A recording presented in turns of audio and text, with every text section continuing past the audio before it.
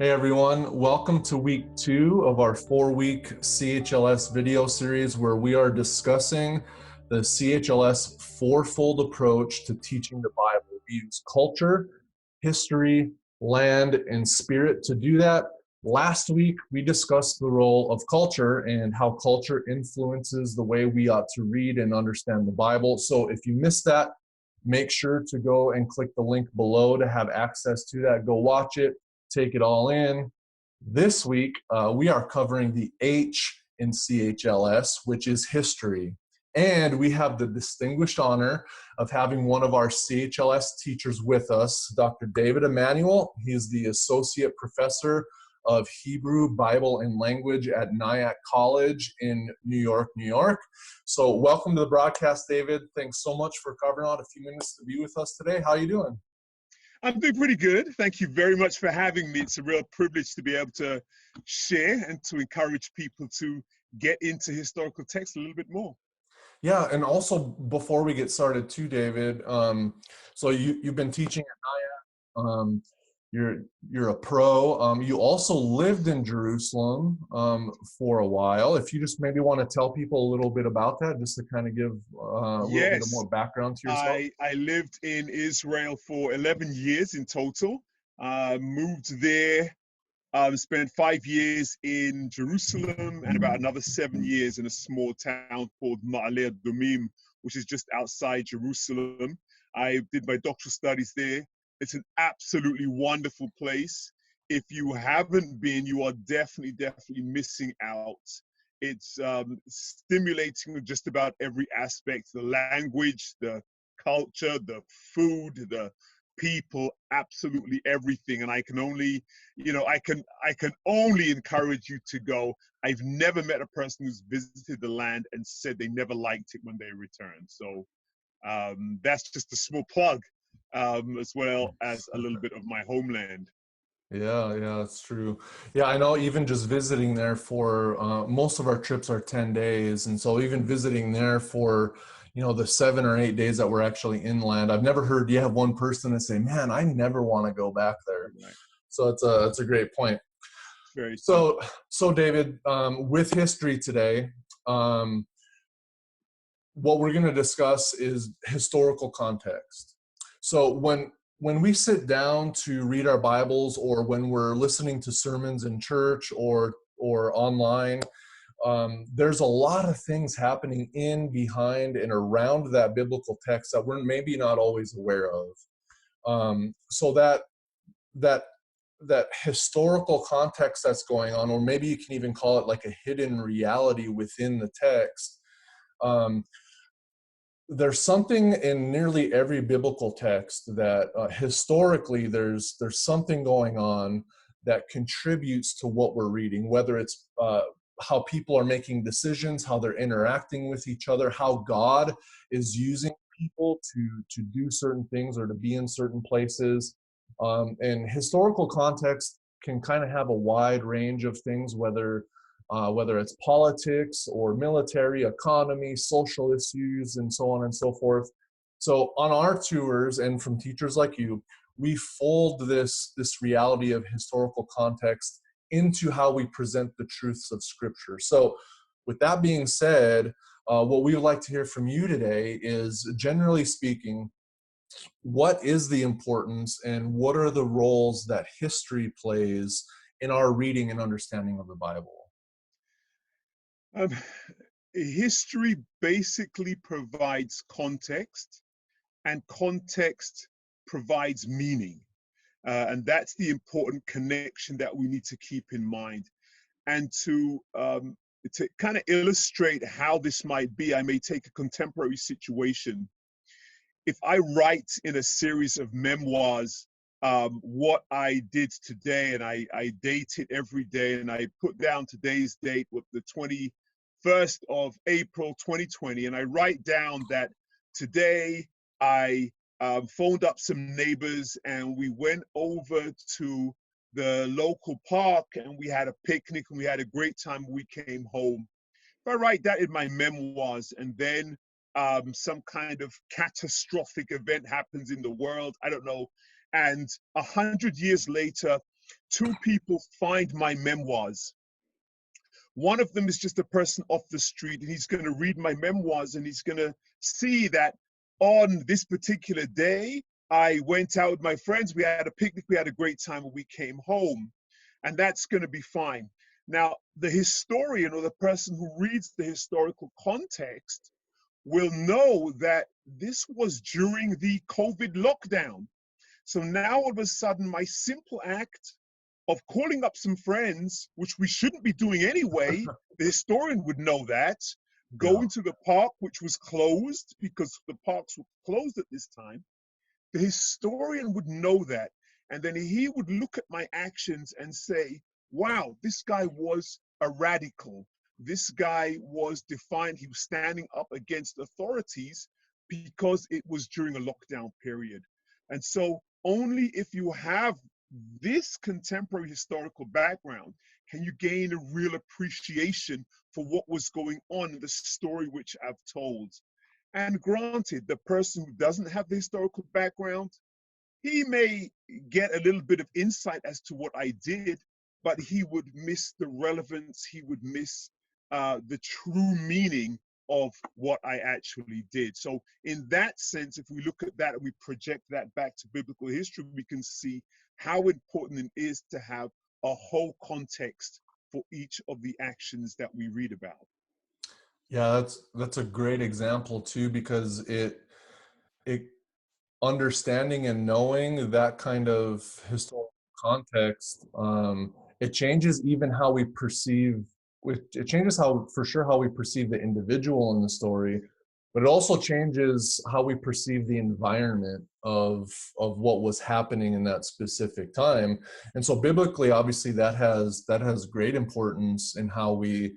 Because I think there's even times, both Old Testament and New Testament, where whether it's devotionally or habitual, where we're reading through scripture and we just kind of read through things without maybe taking too much thought or thinking too heavily upon, like, why is this person making this decision? Or maybe we are asking that question, like, why are they doing that? But maybe we don't know necessarily like where or how to find that kind of answer. So being able to lean on people like you and lean on and trust in resources for us to go and study is really, really big. So that's a fabulous example. Can you think of, David, any specific narratives, stories, or scriptures in the Bible that that are familiar to you, that history plays such a dynamic role, that understanding it or not understanding it plays a big role and impact on how we read it? I can think a small case, a very small case. We read, I think it is in Matthew 10, and I'm an Old Testament guy, and I'm going to the New Testament, so understand what I'm doing here. But we're going to read about Matthew 10, and we read something very, very simple and straightforward, and we read about Jesus calling his disciples, and it's a simple, very simple text. And we read that one of the disciples, his name is, I think it's Simon the Zealot. And we read Simon the Zealot, and we think, okay, big deal, that's who he is. But we sit down and we begin to understand the Zealot movement. We understand about the movement which probably began with Hezekiah up in the Galilee, continued with his son, Judah. And we find out that there is an ideology, and there is all kinds of history and all kinds of a bad reputation, notoriety, which they have built up throughout the years. And we also look in a little bit of the principles by which they operated. And one of those principles was, we pay tax to no one but God. Pay tax to no one but God. And now Simon is associated with the Zealots, hence his name. And we find also in the same group of disciples, we read of Matthew, the tax collector. And we read about Matthew, the tax collector, somebody who takes taxes, who took taxes from the Romans. And he is together amongst the disciples group with a zealot. Somebody says, no, we do not pay taxes to the Romans. And all of a sudden, in this environment, it begins to shed light on Jesus's movement. And we realize how much Jesus wasn't teaching the kingdom of heaven, he was living the kingdom of heaven. He was bringing people in from the most diverse backgrounds together, and under his gospel and under the new covenant, he brought them to be a people, and they survived together as a people, as a group of the disciples. And that, I think, in itself is highly, is almost miraculous. It's like us today bringing together a Jew and an Arab, maybe together, and say, yeah, we're going to live together and we're going to walk together in a new kingdom movement. And that really does take a work of the Spirit in order to accomplish it. Yeah, and yeah, that's a great example too of the, maybe we read through those portions more like the narrative sections, and we read that one of his disciples is a zealot, another is a tax collector, and without maybe knowing or without thinking too deeply, those two groups or classes of people, they're typically clashing with each other. Exactly, at all and times. and how amazing that Jesus brought unity between them, and focus them really on him and his mission. Um, that's great. So with an example like that, and with knowing now that there is historical context happening, sometimes behind the scenes, sometimes up in the front of the scene of the biblical story. Another practical application here, question for you, David, is do you have any recommended resources that our listeners and our viewers, that they can go to, whether it's Amazon or local Christian bookstore or something, that they can go to get a study resource to begin reading about historical context, whether it's as the Bible as a whole or maybe individual books? Do you have any recommendations for them? I suppose I would go to three places, maybe. The first place I would go to would be Josephus's accounts of history, whether that's the Jewish wars or Antiquities of the Jews, which covers a lot of the historical period. It will go all the way from the biblical period all the way up into the New Testament era as well. Josephus is a very good place to begin. It can be a little bit difficult at times getting through it, but it's definitely a place to begin. Yeah. You can look at the Book of Maccabees in the Apocrypha. That's another story which lays some very important historical background down, particularly between the intertestamental period. So that sheds a lot of very important light. Those are books which you can get just about anywhere. And another resource you may want to consider is this one here. I don't think that's probably going to be backwards. It's called A Concise History of Israel, written by Bernd Schipper.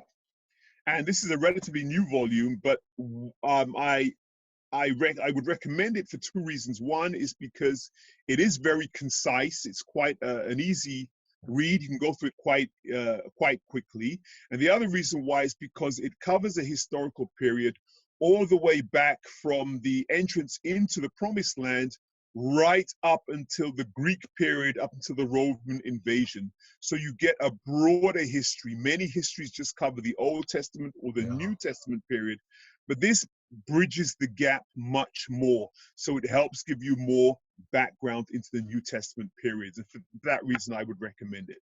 Yeah, excellent. Well, for those of you watching and listening, all three of these sources we'll include in the post, in the comments below, with links too, so you can go and find those, shop for those on your own. Great resources, David. Thanks again for taking time to join us. I know you're doing a lot of teaching online and kind of settling into that kind of schedule. So really, again, appreciate you being with us today. Great insight and information from you. So we really appreciate it. If anyone out there would like more information on resources like this, like our videos or anything else like that, please visit our website. You can see the address below. It's www.holylands, that's with an S, studies.org, holylandsstudies.org. Make sure you join us again next week for week 3 as we discuss the L in CHLS, which is land, which relates to geography, and how geography lends itself to being a valuable tool in the arsenal of biblical understanding and how we should interpret Scripture. So thanks again, David. Have a great week, sir. Nice having you with us. Thank you very much for having me. It's been an honor. It's been a privilege to serve. Thanks for tuning in this week, guys. Have a great week. We'll see you next time. Thank you. Bye.